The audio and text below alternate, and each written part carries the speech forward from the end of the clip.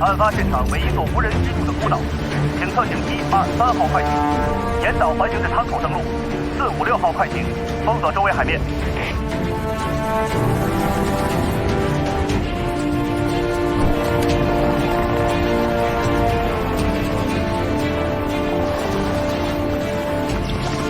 刑警队带刑侦人员到达，开始现场勘查。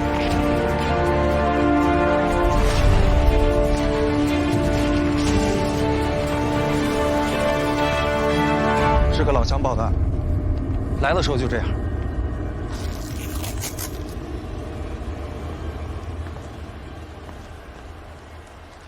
还是脱水致死。这不是第一现场，脱水致死之后被抛尸到这儿。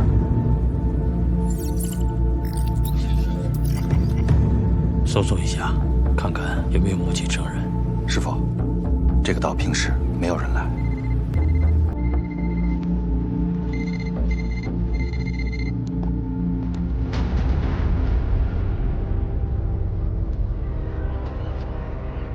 请领导放心，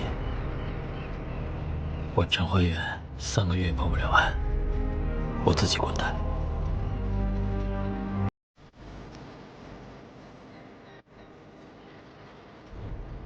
部里的电话，跟领导保证了，3个月之内破不了案，我陈怀远自己滚蛋。师傅，3个月太悬了。 光天化日，行凶杀人，你打算让他干到你退休啊？是，保证完成任务。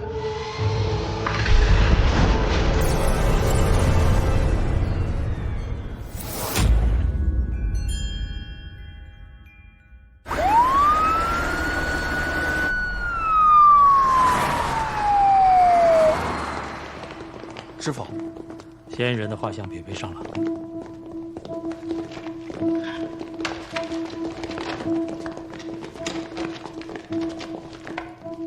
这是我们的人像专家根据目击者的描述产生的嫌疑人的模拟画像。画像出来以后，鉴定中心在犯罪嫌疑人资料库里进行匹配，都没有匹配上。3天前，比心做出了一个大胆的假设，结果这个人的容貌和我们手中的画像非常的相似。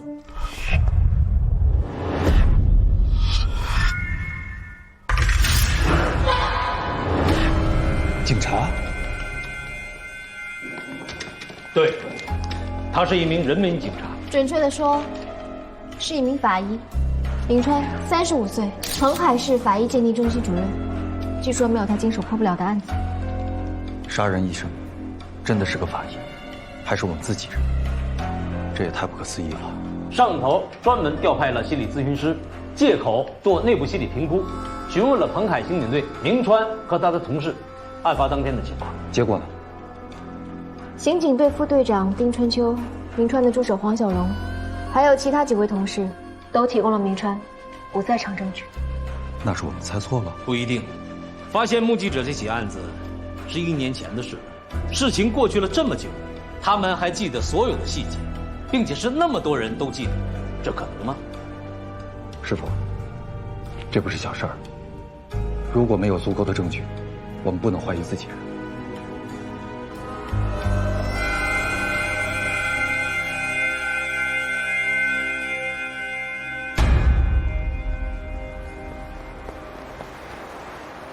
哎，别拍，往后站，哎，咱们该散吧，没什么可看的啊，小心别摔。不好意思让一下。哎，该回去吧。不好意思让一下。好吧，没什么可看。哎，刑警队的。哎，刑警队，我们队，你见过吗？没有。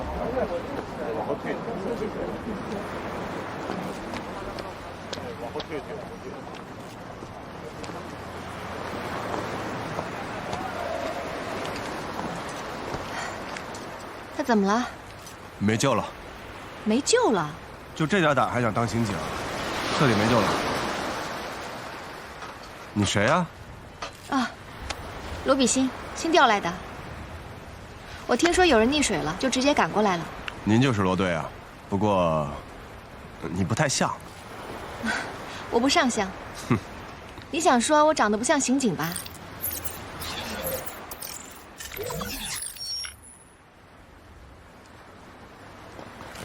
您是丁春秋，丁队吧？你认识我？您长得像刑警。他到底怎么了？被尸体弄晕了。江小白，新人，第一次见河漂。那也不至于这样吧？算这孩子倒霉，想帮法医的忙，结果让尸体绊了一下，摔背过气儿去了。哎，法医呢？我过去认识一下。他们跟尸体回去了，啊，一会儿回中心进行解剖。啊，口误，他们跟尸体的车一起回去了，你明白就行。啊。中局说给我安排了一个助理，能不能麻烦他送我去一趟法医中心？恐怕不行。不行。你的助手就是他呀。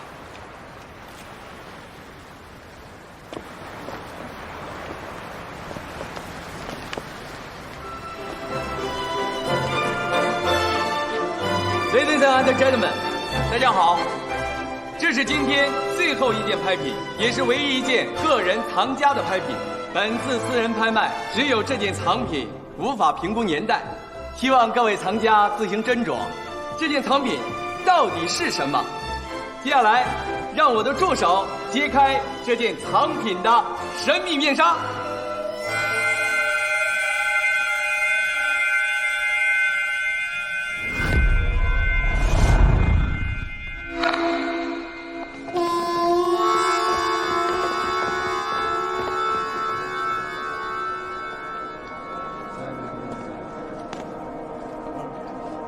瑞鎏金观音像，不是，面目远深，眉弯而长，体态丰盈。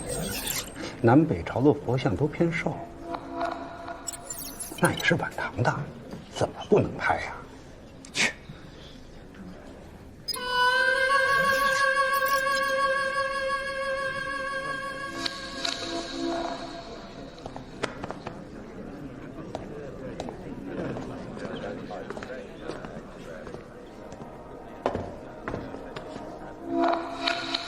那观音像上的，我去打个电话。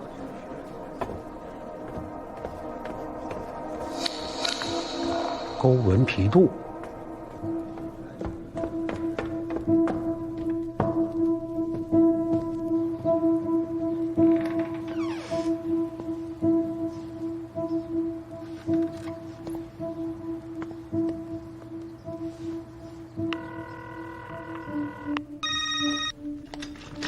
什么情况啊？老怪，立刻带人来百花路808号私人会所。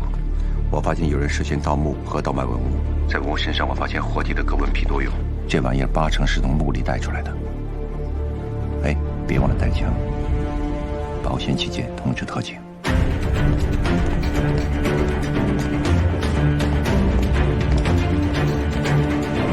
耳机测试，1、2、3，收到，收到，收到，收到。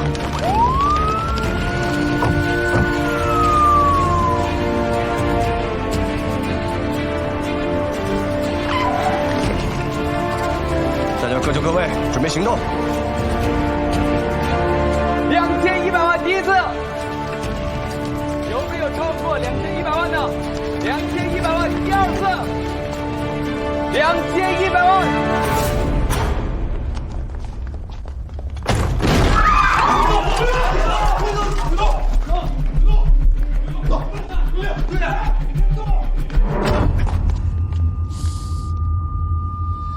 不好意思，警察别动，靠墙站。警察。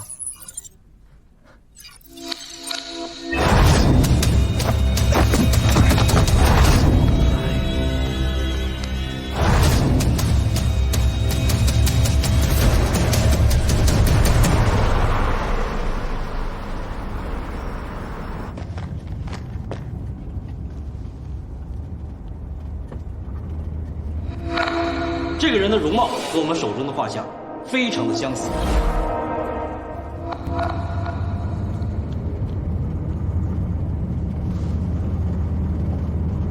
丁队，你笑什么？叫他呀？他怎么在那儿？那谁知道？你们关系这么好，他有什么业余活动，你会不知道？这家伙啊，业余活动非常丰富，在哪儿出现啊都不奇怪，是吧？我就知道，这事儿啊，得坏在你小子手上。哟，都听见了，明川，你也有今天呀！那大背摔摔的呀，我都替你疼。我告诉你，我今天唯一失算的，就是出警的不是你。局里不让你当队长这个决定，真是太英明。冰川老师，实在抱歉，我刚才以为你要采取行动，对不起啊。你以为这刑警队办事儿什么时候凭感觉了呀？在紧急情况下，我有权利采取我认为有必要的防范措施，我也不算违规吧？那个明川啊，今天也多亏了罗队啊，一个都没跑。要是真像你说的是盗墓，搞不好又是一三等功。我就是检举了几个犯罪嫌疑人，你跟你们家中局说啊，千万别给我往上报。哎呦，哎，我能说你别再装了吗？啊？哎，师傅，这罗队不迟到，你们也不说一声，这条路到不了局里啊。咱不去局里，有一个案子，您徒弟处理不了，麻烦您处理一趟。什么案子？哦，小荣说是个意外死亡，按惯例要尸检才能火化，但家属不同意。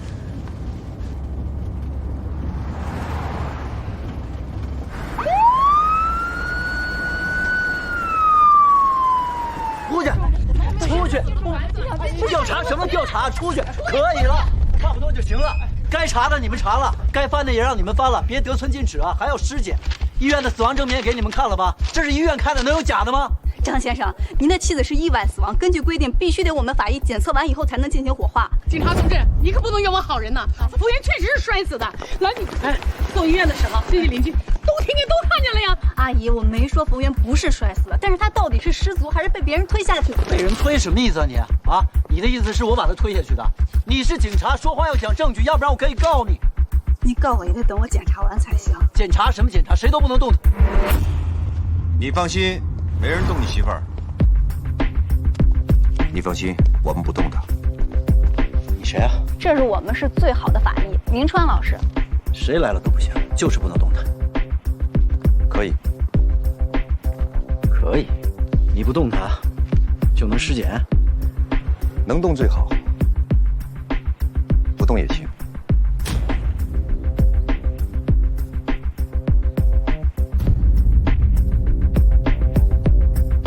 没事啊。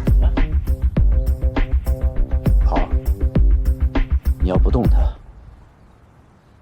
我同意让你们尸检。师傅，你是缓兵之计吧？什么意思？哎，你是不是打算趁他们不注意，把尸体带回中心去做尸检？抢尸是要挨打的，你懂不懂？按道理我们有权利做尸检啊。都按道理来，世界和平早实现了。那不让碰尸体还怎么做尸检？那就多看看呗。师傅，你来之前我都看半天了。再说，这尸体早就被婆家人给清理过了，包括这衣服上和楼梯上的血迹，啥查的痕迹都没有。医院的抢救记录我也看了。确实是颅外伤导致的死亡，那就是意外了。不行。你有证据？直觉。我总觉得这张家人奇奇怪怪的，这么着急的清洗和火化，这都不等娘家人到就给……有点毁尸灭迹的意思呗。师傅，你过来。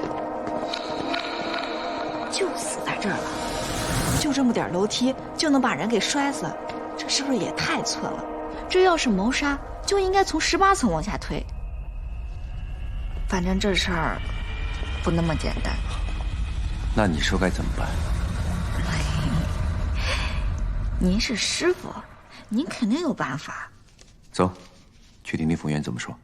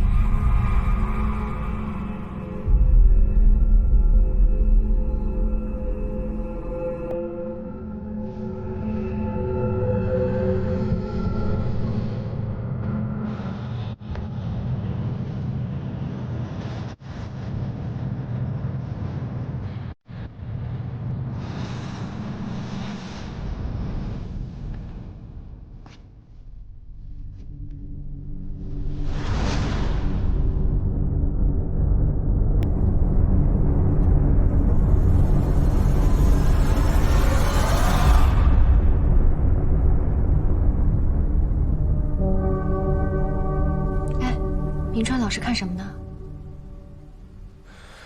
见证奇迹的时候到了。偶尔发生那叫奇迹，我师傅这就叫做家常便饭。黄小荣，法医中心天才法医，年轻法医中的天才法医，明川的徒弟。罗维西，罗队，刚刚调过来的。能让我看看冯源的房间吗？尸检还需要看房间吗？可以吗？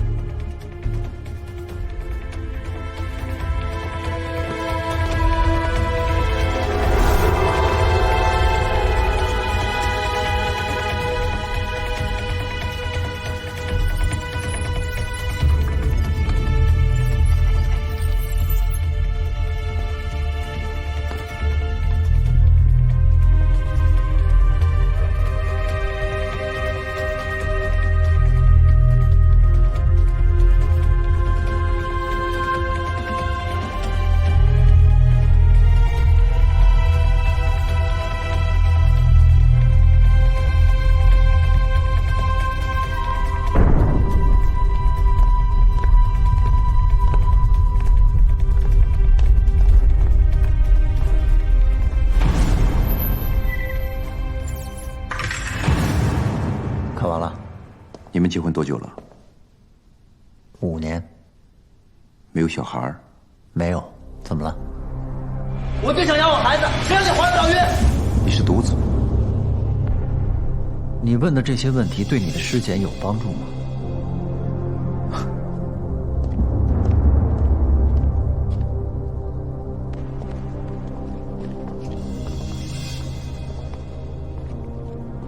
冯源平时挺注意养生吧？是啊，他买了很多外国药，每天吃一大把，还真不便宜呢。我就不明白了，身体养得好好的，就是不生。妈，是这个吗？啊，对。外国药的瓶子都差不多。冯源一共在吃21种维生素，我都打开看了，其中20种瓶中的药都没问题，除了这种。这外面英文写的是复合维生素，而瓶子里装的是吗啡龙，也就是一种长期口服避孕药。我就知道。你说的这些跟圆圆的死有什么关系吗？冯源的头发是黄色的，我在你们主卧卫生间的下水道里发现了这个黑色长发。圆圆之前刚染过头发，再说黑色的头发有什么稀奇的？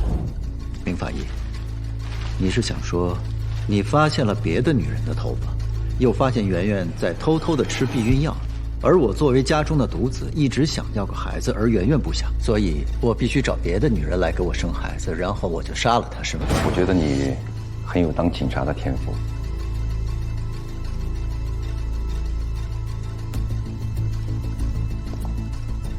要不，我们听听冯源怎么说吧。大夫，我真的很想要一个自己的孩子，有没有办法能补救啊？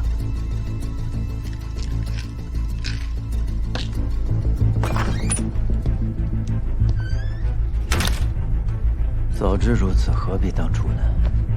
你什么意思啊？你去医院的病历我看过了，医生说你怀不了孕，就是因为堕胎堕太多了。陈国军，你说什么胡话呢？我这辈子只堕过1次，而且还是和你，你不清楚吗？是吗？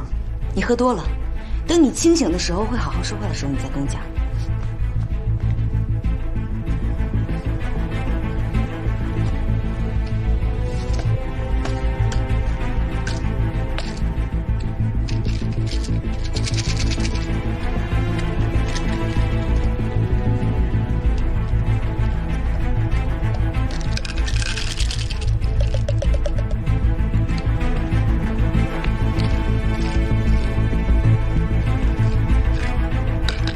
林法医，我觉得你也有当编剧的天赋，你的故事编得够离奇的。我偷偷的给圆圆吃避孕药，为了不让她怀孕。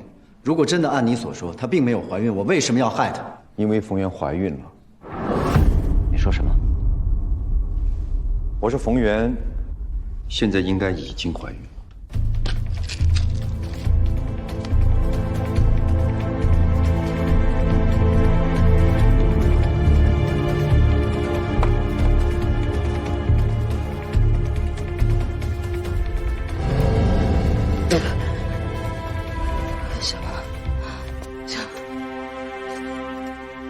为什么要换我呀？为什么？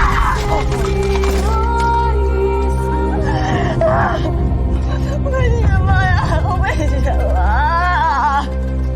什么？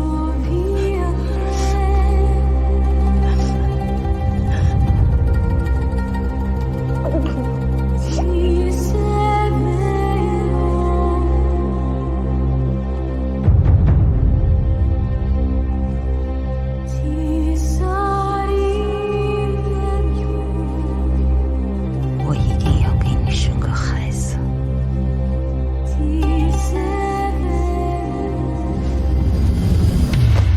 绝对不可能。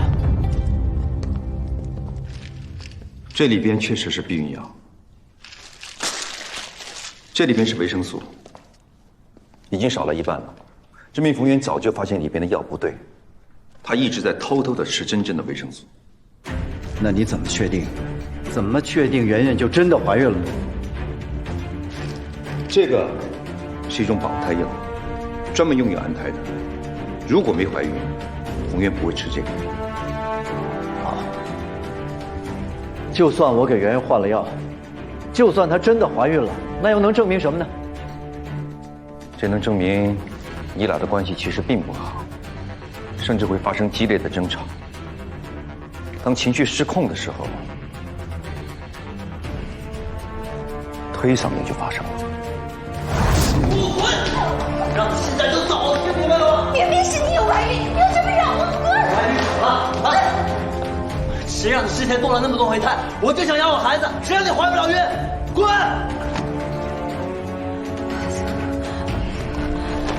我能生，我能生。怀孕？你骗谁呢？我会生的。滚！现在就滚！让我去！我知道你和外面的那女人有孩子了，你想跟我离婚是吗？我告诉你，你别做梦了！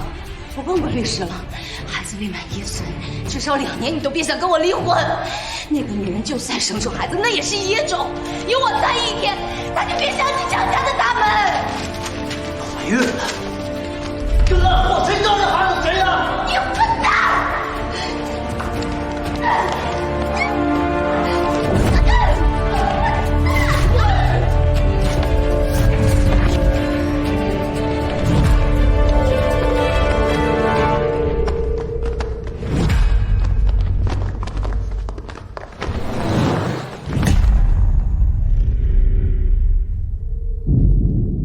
都是猜的。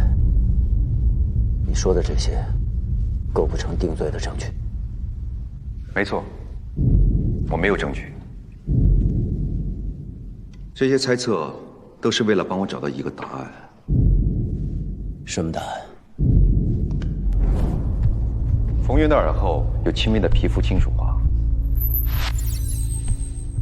当金属电极与皮肤发生接触的时候，电极金属会气化，金属微粒会沉着于皮肤表面及其深部。我们把这种情况称作为皮肤金属化。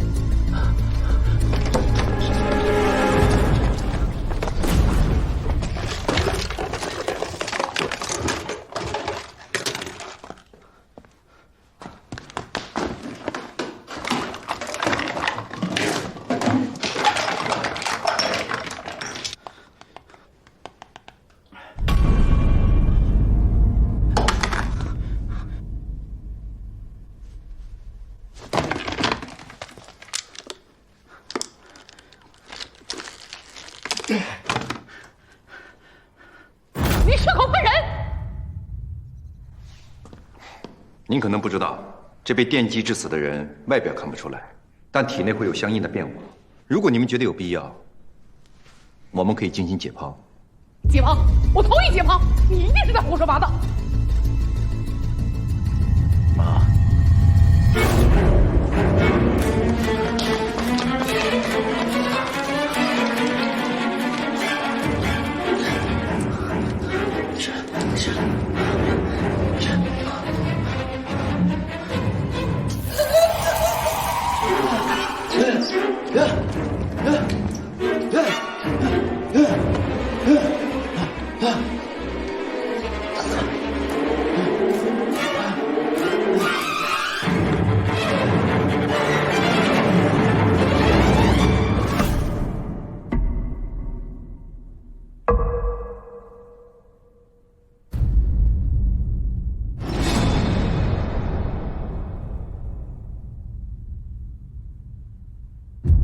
我一定要给你生个孩子。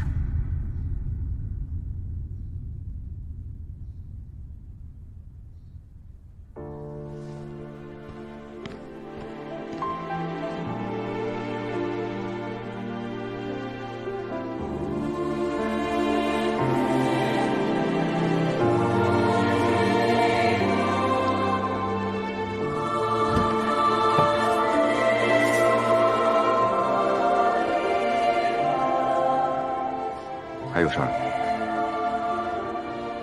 圆圆真的怀孕了吗？你在乎吗？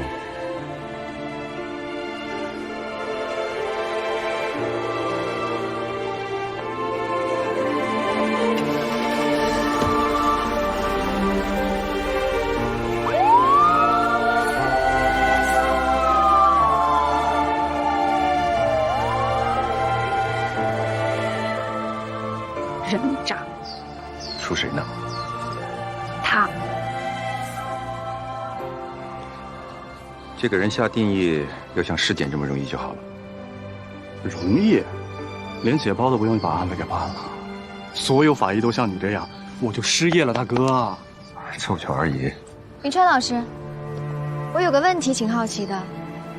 你说张国军到底是因为冯源能生孩子而杀他，还是因为不能生杀他？这个案子现在交给你们刑警队了，你可以亲自去问问他。忽然觉得人有信仰还是件好事儿。很多宗教都反对堕胎，如果冯源没堕过胎，这件事儿兴许就不会发生。哎，等我，等我。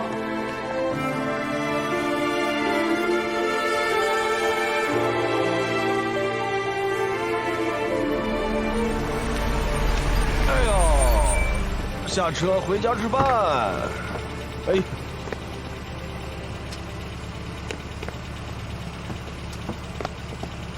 罗队，新来的刑警队长是吧？看你也不像肝火上炎、脾虚肝肾的样子呀，怎么这么容易急躁易怒？你这如果不是身体的原因的话，那就是你对周围的人和事很不满意。建议你呢要调整好自己的情绪，让自己变得心胸开阔一点，这样才能干好工作。哦，对了，咱公安局对面有一个中医诊所叫平心堂，你去找胡大夫，坚持喝1个月中药，说不定就能康复。谢谢你啊，我没病。你是不是夜里经常睡不着吧？一有动静呢，就容易醒，醒了以后呢，就再也睡不着了，还经常做噩梦。夜里是不是经常出汗呢？喝多少水都觉得自己口渴。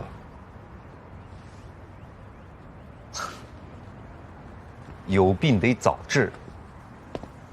欢迎你加入彭海。怀疑自己人是很危险的，只要你走错一步，你的同事、你的战友就再也不会相信你了。命案必破，师傅，这是您交给我的。我马上就要退休了，这辈子我破了很多重案大案，唯独干尸这个案子让我栽了大跟头。我不想临了留下这么大的遗憾。你一直是我的骄傲，但是这条路很危险，你现在后悔还来得及。我不后悔。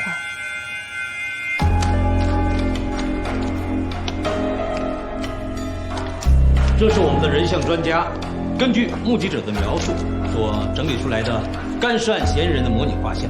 画像出来以后，鉴定中心在犯罪嫌疑人资料库里进行匹配，都没有匹配上。比心做出一个大胆的假设，结果这个人的容貌和我们手中的画像非常的相似。警察，明川，35岁，彭海市法医鉴定中心主任，据说没有他经手破不了的案子。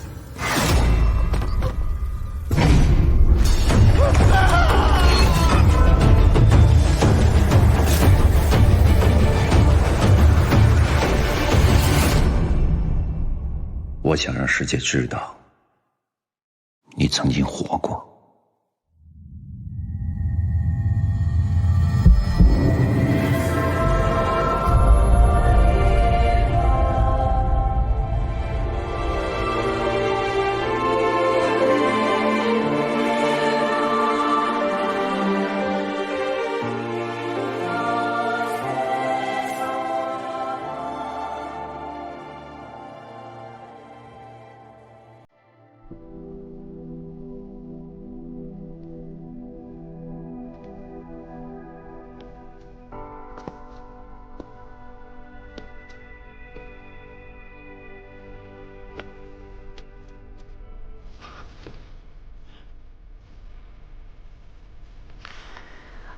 不进，在那个时候，只有电击才能把人给救活呀！你是在救人，不是在杀人。相信法官也会谅解你的。啊！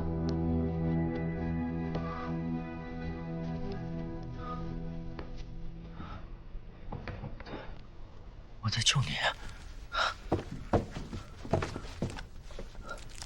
兄弟，国军，让你给咱们孩子起个名字，都好几天了，你想好了吗？你是个男人，怎么那么容易就被一个女人给迷惑住了？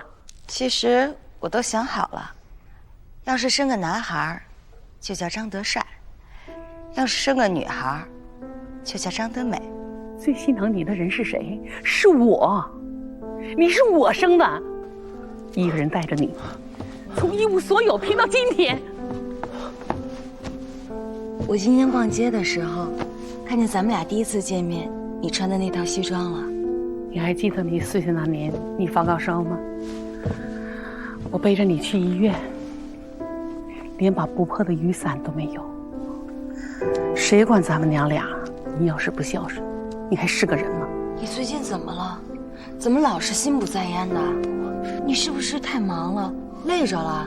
你要认罪了，你想想，等妈妈老了孤苦伶仃的，我这样黏着你，是不是特别不懂事儿？谁来照顾妈妈？别说，别说，从小到大，没有一件事做得漂亮，叫我满意。你还让我替你操多少心呢啊！我已经开始慢慢有些事儿我也不敢跟你说，知道你在。可能就是因说你为这样吧，你不说在家里，你好好怎么学习？你的朋友也都那么闲，不是把自己锁在房里，偷偷摸摸不知道干什么。我都想跟妈来不了了，画的花里胡哨的往外头跑，跟他是会兴奋得了。欺负了？别说，别说，别说。国军，前几天我去医院做检查的时候，医生告诉我说，我怀孕了。怀孕？我没有孩子。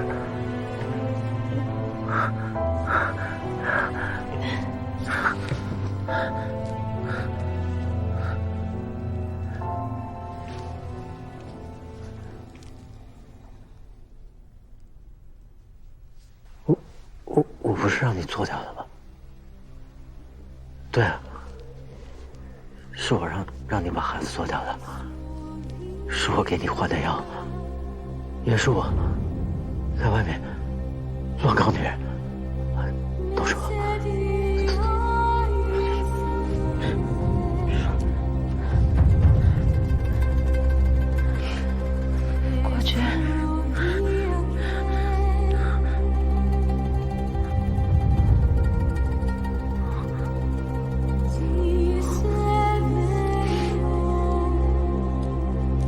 道吗？我什么都不怕，就算为了你去死，我也愿意。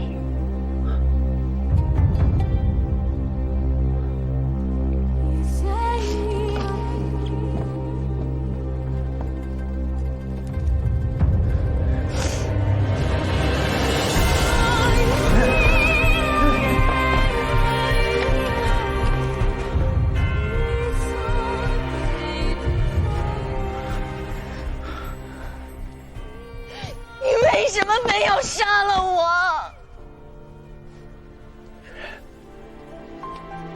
你刚摔下去的时候，我是想救你的。我看见你上楼，我心里还抱有一丝的希望。可是后来我救你的时候，突然，我们以前吵架的画面，全都在我的脑子里不停地转，全都是，然后所有的愤怒，一下子全都涌上来了。我救到一半，我就放弃了。你放弃的不仅是我，还有你自己。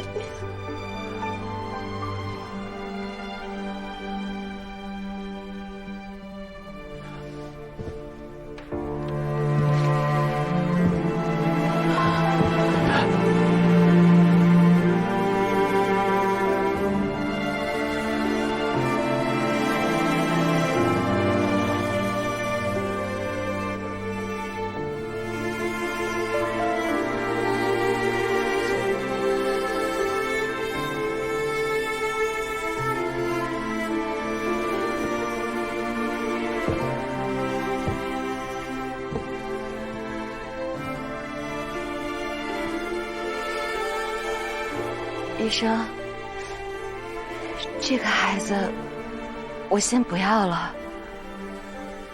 我老公说，以后有了大房子，想生几个就生几个。他说，他会带着我们去全世界的旅游。医生，这个手术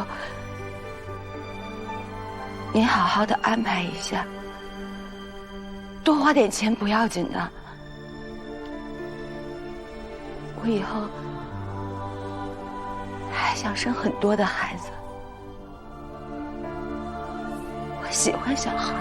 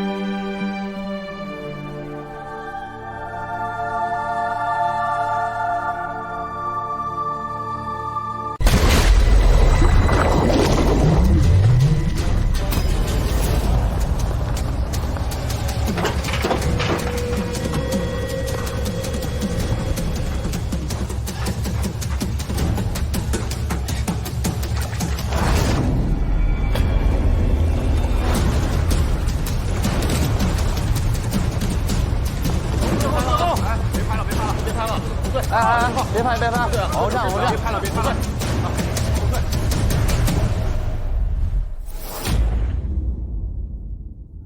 死者秦红，女，35岁，临江市人。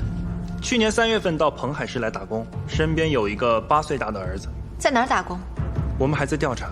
他住在南兴路民建房，周围的邻居说他每天晚出早归，白天晚上都不见人。小白，你问一下治安的刘队，看看是不是从事特殊行业的。是。南兴路，这离海边儿太远了吧？海边，不是江里发现的吗？小荣，解释清楚。死者的体表多为擦伤和磕碰伤，但这些都不是致命伤。死者的肺泡高度扩张以致破裂，多数肺泡充满了水肿液体，支气管腔内出血，基本符合了溺亡体征。不过这个肺部的重量已经远远的超过一个成熟女性的肺部重量。如果是淡水溺亡，肺叶变化重量不会很大，肺叶重量变化大，证明就是海水溺亡的特征。在江里被海水给淹死了。你们看，死者的肺部已经出现了红细胞凝块，这就是海水溺亡的特征。肺部积液化验了吗？正在化验，但是案发现场并不是第一现场，死亡时间也不足24小时。死者的体表是这种情况，可以看出他在水中浸泡的时间最起码要超过10个小时以上。也就是说，如果有人把他淹死在海里，然后又把他运到彭海的江里，运尸时间只有1个小时。有什么问题吗？南兴路到最近的一片海域，开车也要3个小时，时间不够。不靠近海，上哪弄海水？黄婉蓉，你确定这个溺液是海水，而不是跟海水相近的什么水吗？小荣，你不会是把样本给污染了吧？二师兄，你快闭嘴吧！是。丁队，我要是能把样本给污染了，我是不是还不得当场开了我？也对，在明川手底下干活，黄小荣求生欲还是蛮强的啊。谁说一定是在海里溺亡的呢？你也这样认为？还有谁？我师傅啊，明川老师。明川老师人呢？我师傅，他去买鱼了。买鱼？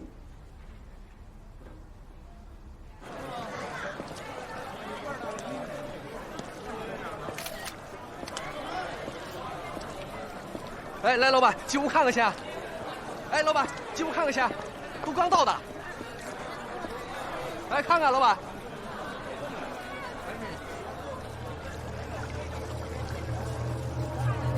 老板，后头。哎，先过去了啊。好嘞。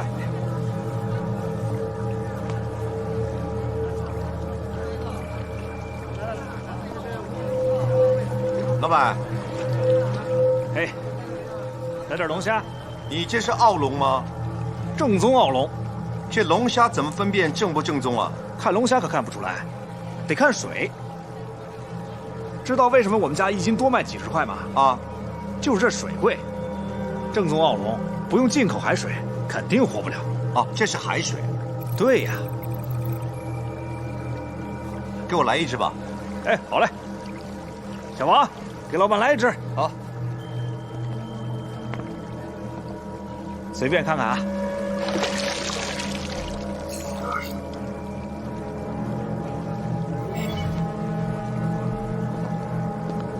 这市场没淹死过人吧？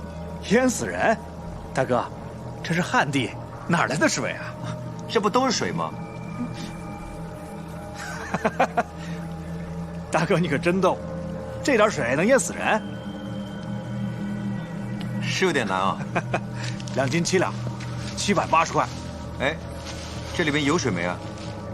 你瞅瞅，要是有1滴水，我倒找你钱。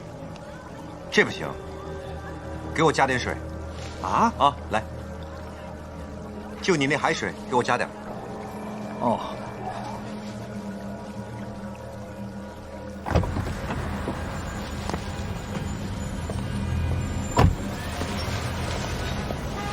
明川老师。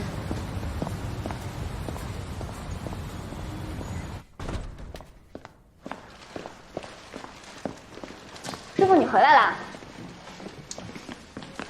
这是什么呀？哇塞，大龙虾呀！你也的检验结果出来了吗？出来了，在我桌子上。哇，这么大呀！师傅，你和罗队以前认识啊？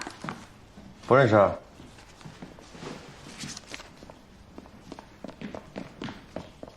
那你喜欢他？啊？刚认识，什么喜欢不喜欢？你什么意思？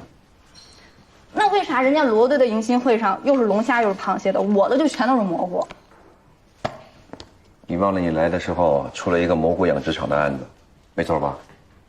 哦，对了，你把那袋子里的水啊都采样化验一下，要跟死者的溺液对比啊。哎，这人比人呐，真是气死人！人家罗队送来的都是大龙虾，我的全都是蘑菇。检测，检测，检测，检测。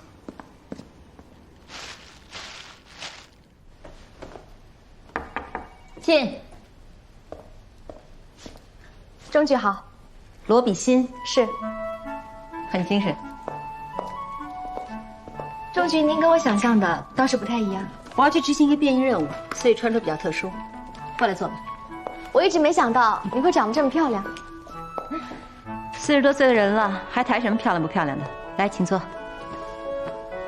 我听陈局说你很优秀，这么年轻屡破大案，你能来我很开心。如果不是场合特殊，陈局还不舍得放人呢。谢谢钟局。钟局，你喜欢玫瑰花？我不喜欢。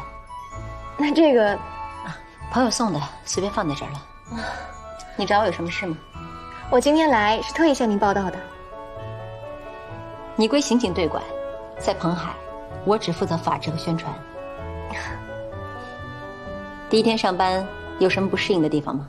没有，我觉得都挺好的。就是有个人挺特别的，我对他的工作态度有点质疑。法医中心的明川，我就猜到你说的会是他。今天发现了一起淡水海尸案。 这个案子挺奇怪的，在江里淹死的女尸肺里居然全是海水。法医中心的黄小荣说不出原因，明川老师到现在都没出现。你需要他的时候，他自然会出现。可我觉得现在就是我需要他的时候，而且身为一名警务人员，办案期间不应该有私人时间。慢慢来吧，以后你会了解他的。也许吧，但是案子没破，我还是觉得不应该休息。 给他点时间，你了解他就好了。那行，钟局，我还想走访一下淡水女尸案，先告辞了。好。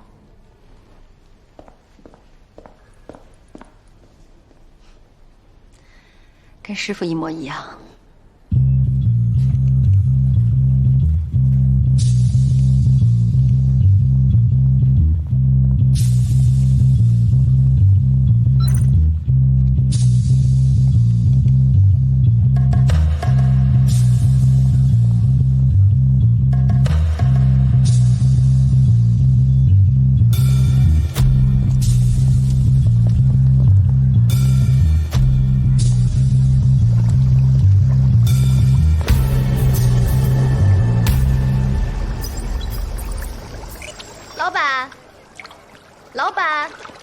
哎，姑娘，买龙虾。您这龙虾是海水养的吗？正宗的澳洲海水。澳洲海水其实就是澳洲海盐，配上咱们的淡水，跟澳洲海水没什么区别。那您给我来点儿。好嘞，你要哪只？要你这海水。你也买水啊？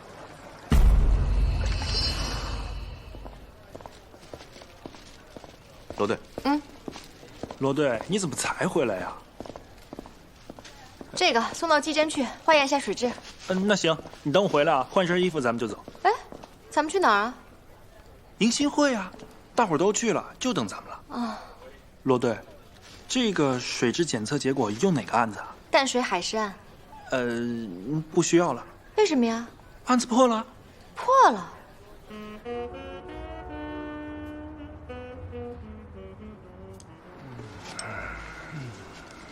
可惜了喽，案子没结，不能喝酒啊。是啊，那么好的龙虾，再配上我师傅手艺，唉，只可惜没有酒。哎呀！忘了，我得回家打扫房间去。师傅，我去谈个恋爱，明儿见。谈恋爱？哎，你跟谁？小白啊，去啊！我去哪儿啊？去看看他跟谁谈恋爱。这合适吗？这有什么合不合适的？知己知彼，百战百胜，最多挨顿打。对，3个臭皮匠顶个诸葛亮，我跟你一起，赶紧走。跟你有什么关系？你小柔，我都爱吃吗？我吃饱了。他们怎么了？犯病了。犯病啊？犯什么病啊？懒病，都不愿意留下来收拾桌子。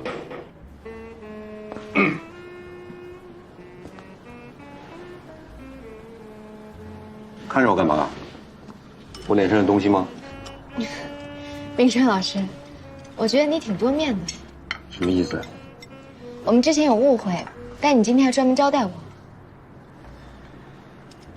之前我们不是同事，从今天起，你就是我们团队的一份子了。我帮你吧。去找个服务局了吗？哦，我还没时间呢。哦，对了，我听小白说，淡水海尸案你破了。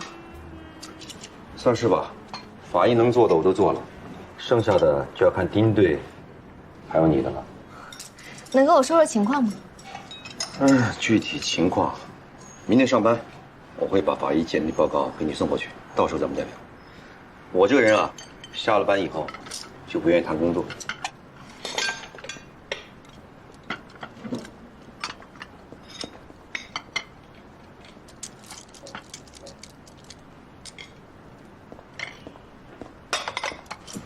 明川老师，我挺好奇的，小白跟我说你做尸检的时候喜欢和尸体对话，是真的吗？觉得不可思议吧？我像神经病？你是想了解死者的心理吗？你这样看过心理医生吗？我觉得只有医生的诊断证明可以证实你是不是精神病。也对。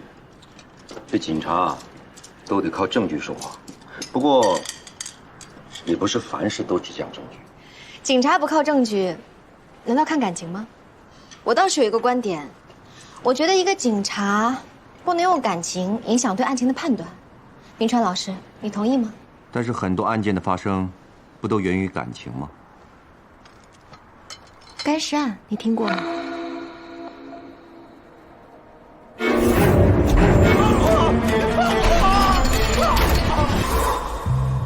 是你原来局里负责的那个专案吧？我了解一点。你觉得那个凶手是源于什么样的情感，会在4、5年间不断作案呢？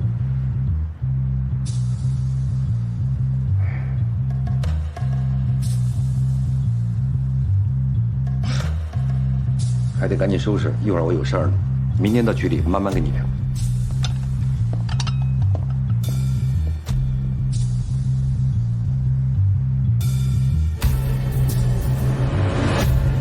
今天龙虾还是不错。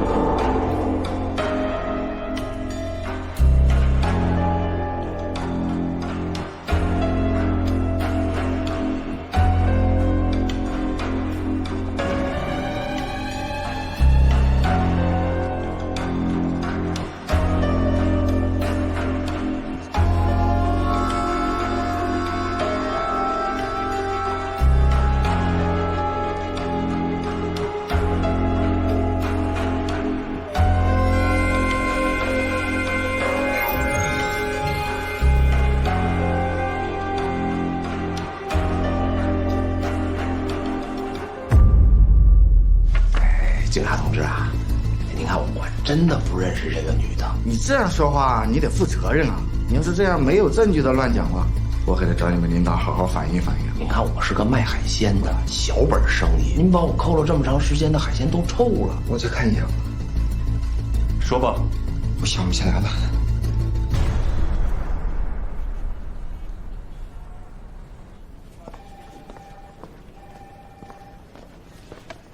走。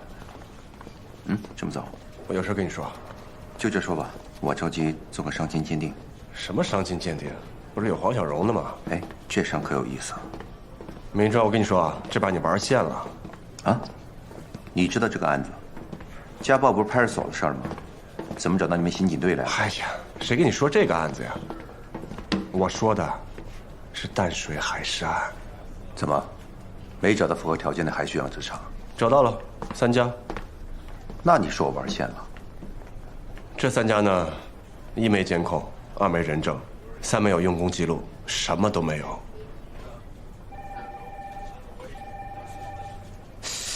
那这不是我玩线了，应该是你玩线了吧？哎，明川，你说这个就没意思了。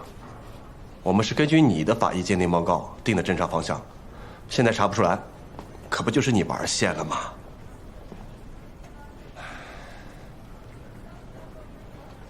给我。现改啊！给中局看看。别！中局出差，今儿不在。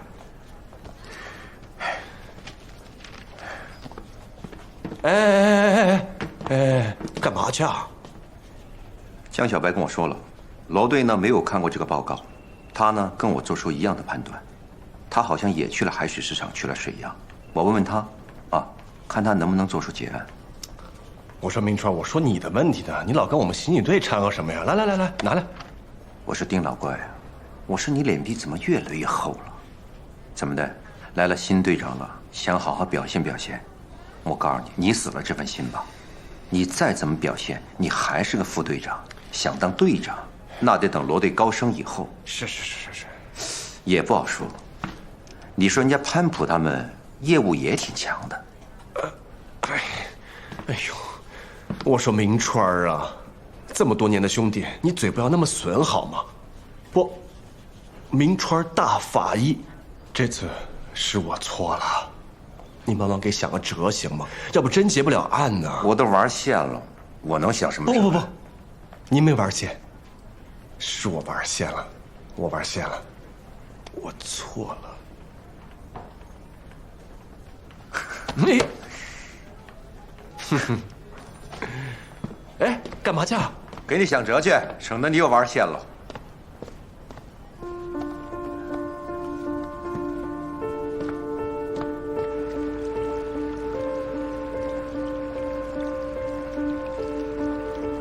这银龙鱼也不便宜吧？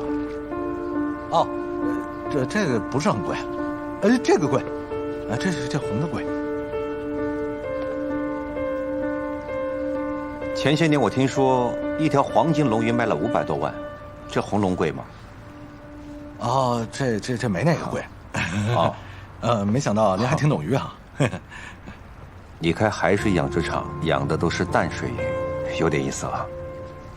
不是，我跟您说实话，这个我们这养殖场啊，它不赚钱。我听朋友说那个观赏鱼赚钱，我这不就贷款买了几条，想着养大了卖看。销路好的话呢，我就养殖场就改这个了。挺好。这个是，这个呀，这是他这个换水记录，必须得记，必须得准时换水，那不然这龙鱼死给你看。那边需要换水吗？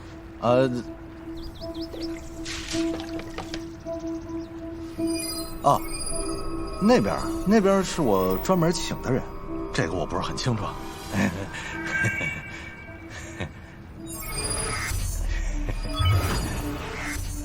好，马老板，哎，我能跟你电脑记录做下对比吗？好，警察同志请，来。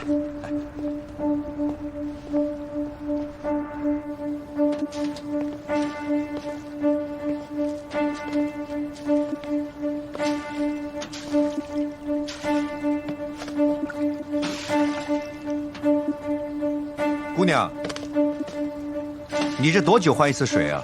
这个啊，这个得看情况，不一定呢。你这换水受天气影响吗？不受影响，我叔让我换我就换。那边是我专门请的人，这个我不是很清楚。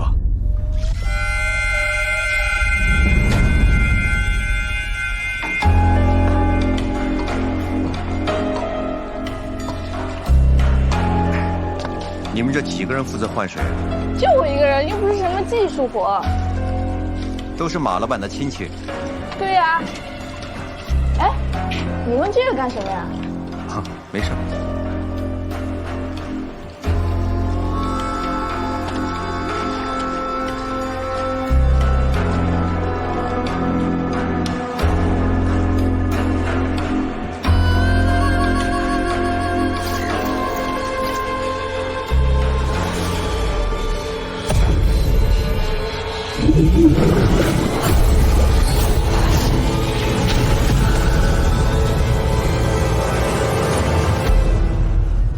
认识吗？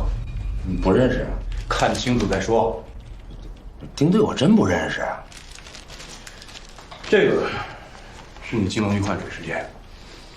10月22号晚上，也就是死者死亡当天，你给你的金龙鱼换的水，对吗？我养金龙鱼犯法了。这个呢，是你们养殖场购买进口海盐的时间。但巧合的是，你每次购买完海盐的第2天，你都会给你的金龙鱼换水，对吧？丁队，你们都说了吗？巧合啊，巧合，巧合啊！我觉得不是吧？因为这个根本就不是你金龙鱼的换水时间。金龙鱼每周都要换水，根本不需要拿本子去记录。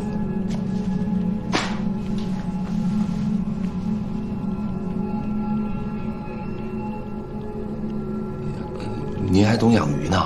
我不懂不代表别人都不懂。这个是你养殖缸的换水时间，对吗？对呀，这的确是我养殖缸的换水时间啊。但是您不至于因为这个抓我吧？你还真是不见棺材不落泪呀。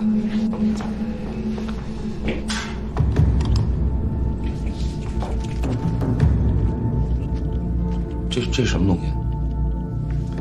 咱们市里总共有3家是购买进口海盐来配置人工海水的。这3家里面，只有你们这一家在死者死亡当天配置了人工海水，而这个人工海水刚刚配置好的时候是浑浊的，要通过静置和过滤才会变得清澈。对啊，是这么回事。死者的肺部溺液是浑浊的。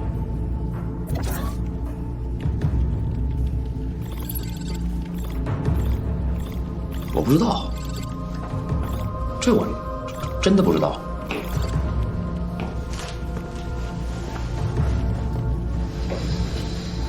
阿超，应该是死者在配置海水的时候掉进缸里淹死的，对吗？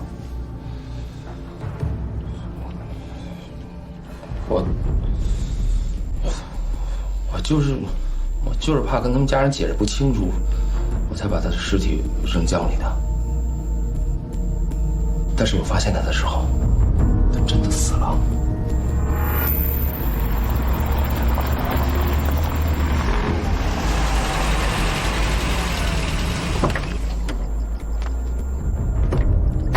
青红，青红，跑哪偷哪去了？青红。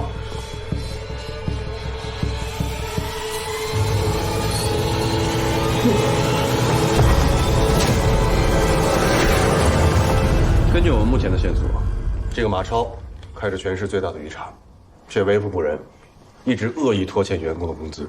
员工们对马超积怨已久，一个个要闹着罢工。在案发之前，整个渔场只剩下秦红跟马超的几个亲戚。马超坚持说他只是抛尸，并没有杀害秦红。尸检结果怎么样？死者的肩颈、手臂和后脑出现了多处挫伤，从生活反应来看，像是被丢入水中挣扎时所造成的抵抗伤，身上有多处勒痕，可能是先被捆绑，后失去了抵抗能力，被丢进水里的。秦红在落水前，一定受到过侵害，是吗？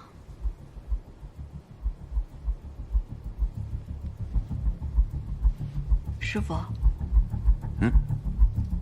啊，这东西不便宜吧？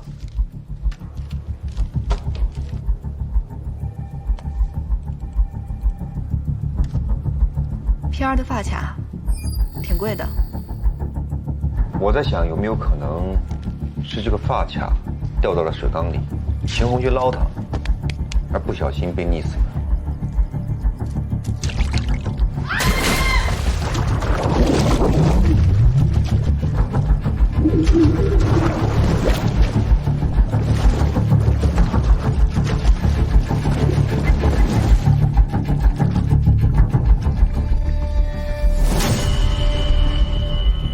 这只是我的推断，大家可以慢慢分析。不对，不好了，秦红的儿子来找他妈妈来了。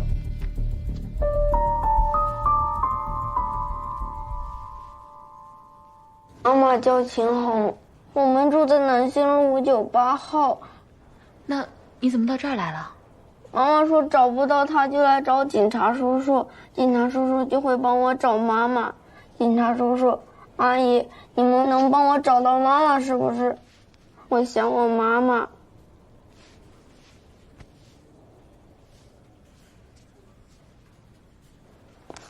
都吃光啊！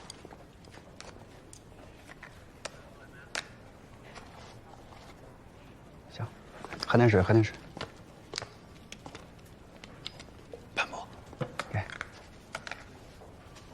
喝点水啊。怎么样了？秦红是自己养孩子，如今他出事儿了，这孩子就没人管了。这孩子是饿了多少天呢？潘普，你再去审一下马超。好，交给你了。去吧。那这孩子怎么办？要告诉他妈妈的事吗？暂时不要了，孩子太小了，一时接受不了。这样，你去买点玩具，陪他玩一会儿，找个人照顾他，别跑丢了。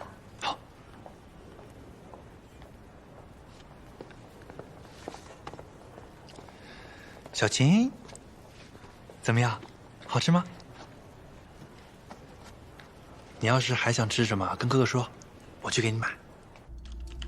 我跟你们说了多少遍了，我发现他的时候，他已经死在养鱼缸里了，我没有杀人。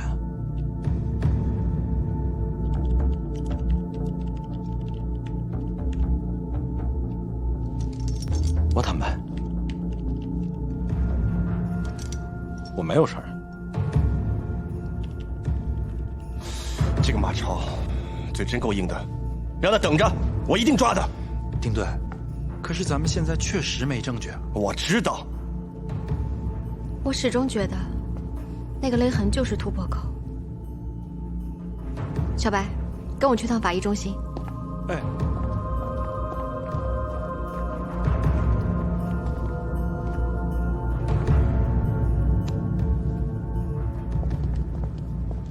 小荣，比心姐，报告呢？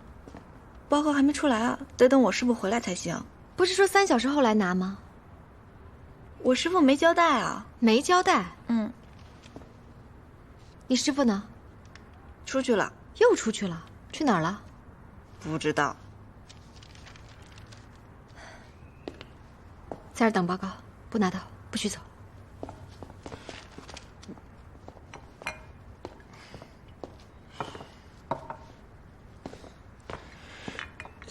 小荣，我就看着，不说话。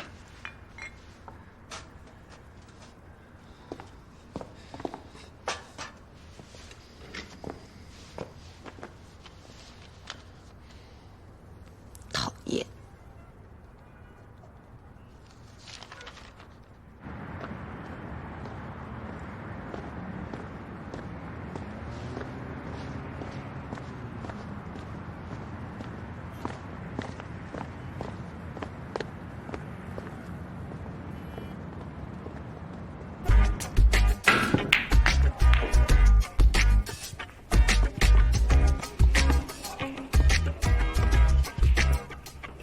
明川老师，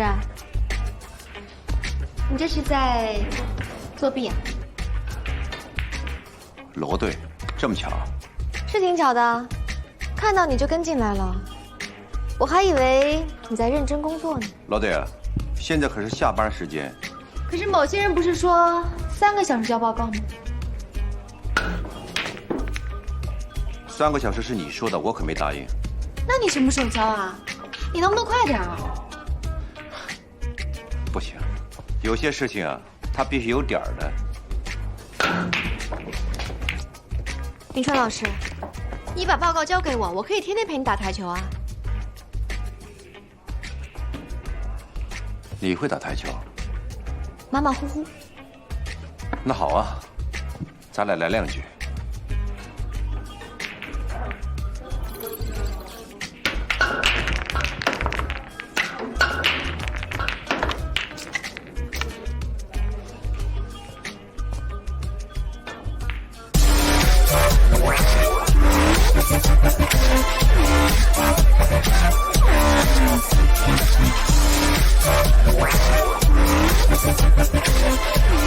谢谢。好，今天不能喝酒。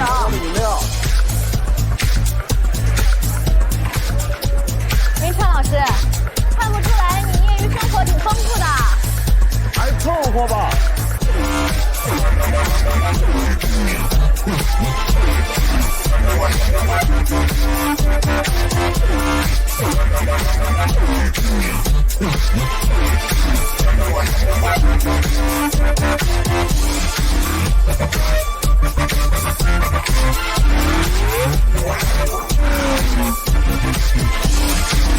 我还真没见过像你这样的法医。什么？我没有见过像你这样的法医。我是什么样的法医啊？哎，警察也是人，警察也要放松的。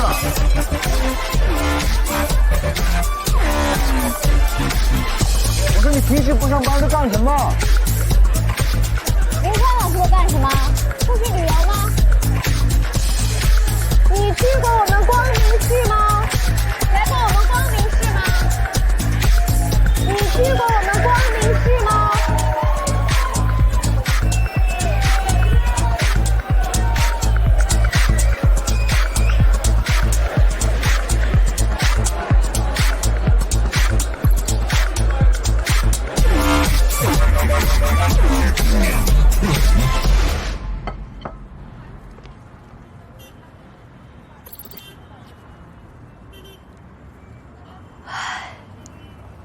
明川老师，我看出来了，您平时不熬夜吧？这每天熬到这个点儿还真不行。白天睡啊？要白天也睡不了呢。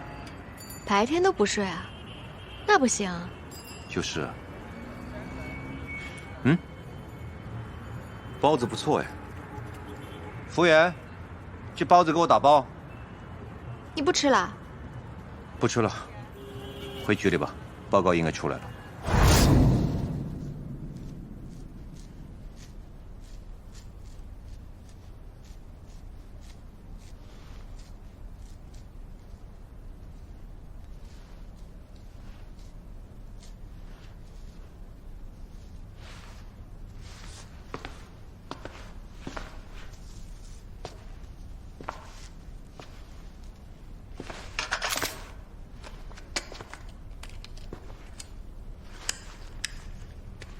要说起来，还是从前的平锯好用。这玩意儿虽然省劲儿，但不习惯。你这是要开炉啊？是啊。秦红不是溺亡吗？为什么要开炉？我想知道，临死之前，秦红到底在想什么。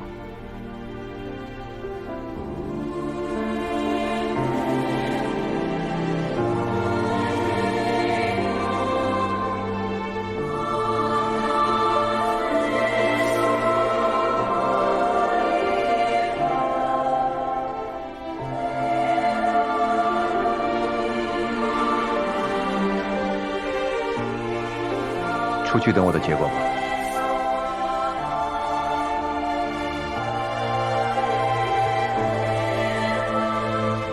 行吧。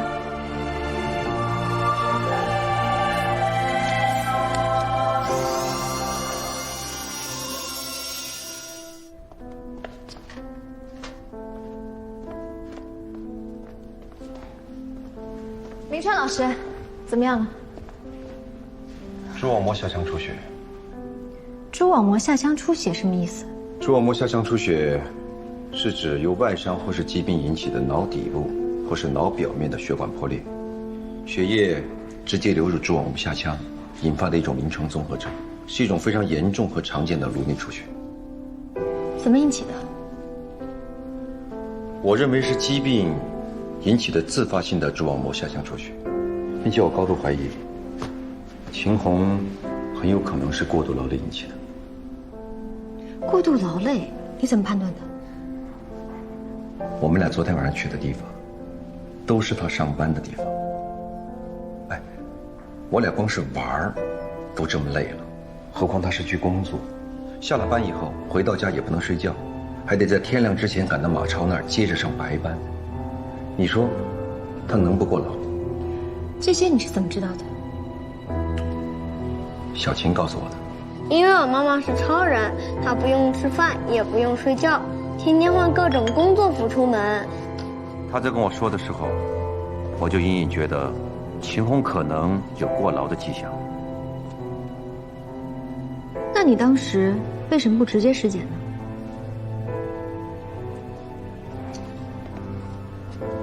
老队，开颅是要剃头的，秦红也是非常爱漂亮的女人。我不觉得人死了以后就可以变成随意处理的标本，所以没有绝对的把握，我不会开颅。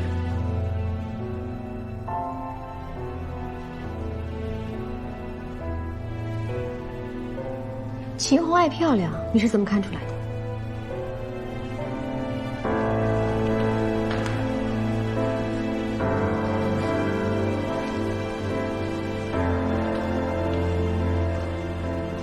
这是秦红随身携带的发卡。一个把自己打扮得像男人的女人，为什么要随身携带这个？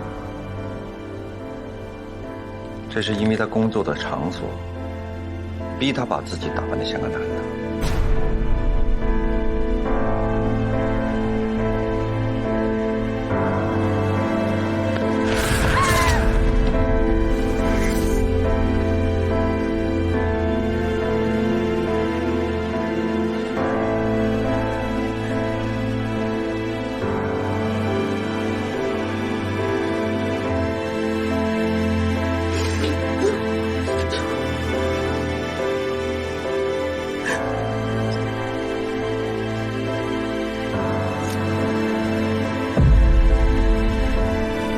警察也要放工的。